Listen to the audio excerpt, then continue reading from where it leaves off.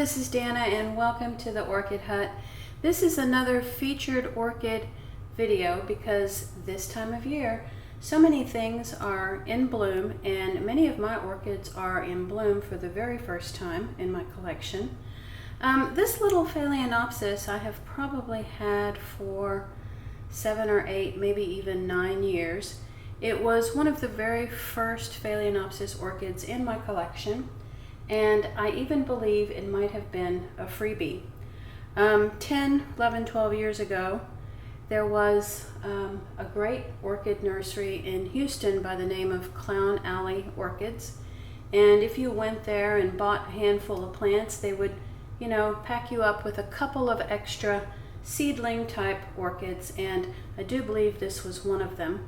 So it was very, very small when I received it. And unfortunately, that nursery in Houston is no longer with us. I believe it closed down in 2019, and then in 2020 the owner, John Stubbings, passed away after he had moved out of the Houston area. He had been a key member of the Houston Orchid Society for years and years and years, so it was a great loss to the orchid world. And I learned a lot from him every single time I visited his nursery, along with his right-hand helper, Salvador. In my early years as an orchid grower, their expertise and knowledge about how to grow orchids in Southeast Texas was invaluable. So in his memory, this is an orchid in bloom for me today, and oddly enough, it is one that he hybridized. Now, as far as I know, it does not have a name of its own. At the time, it was Doritaenopsis, which now, of course, has been grouped into Phalaenopsis. So it was Bill's Charisma crossed with Clown Alley Sea Dreams. And the description that it had was huge, full whites, lip orange for the blooms. Now, you can look up these orchid names and you can figure out that this is very much a complex hybrid. Lots of Doritis and Phalaenopsis in the background of the orchids. There was even one that had a name, Unexpected Peach. And so this is where the peach in this particular orchid that I'm about to show you probably came from. Okay, so here we go. You can tell that the plant has very much of that Doritis, characteristics to it. And I'll put a link in the upper right-hand corner of this video.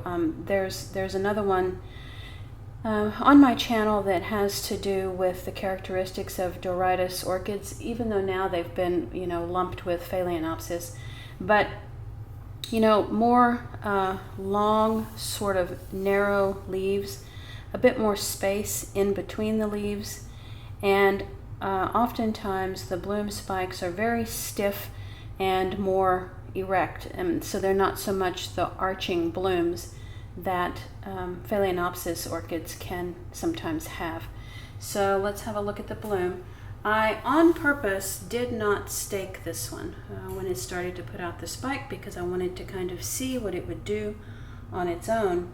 And even though the plant is a bit smaller, and you might expect blooms that are a little bit smaller because of its Doritis background, these are full-sized Phalaenopsis blooms, sure enough, white with an orange lip, although I would almost call that a more pink salmon color. It really is striking in a unique kind of way.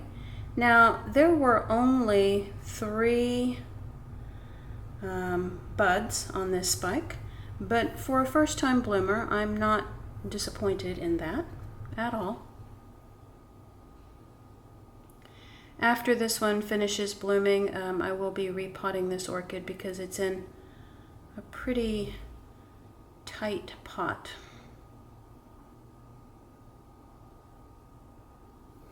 Okay. So care for this is, just regular Phalaenopsis care. And in the case of this one, it just took many, many years of growth before it was ready to bloom. All right, so this is my semi-unnamed Phalaenopsis orchid, hybridized by Clown Alley Orchids. And I think, you know, it's a keeper simply because I doubt that very many people have this one, even if it was never really given a name of its own. Okay, if you learned something new or enjoyed this video, please give it a thumbs up. The subscribe button will be coming up in the bottom right-hand corner of the screen. Thanks so much for watching, and talk to you next time.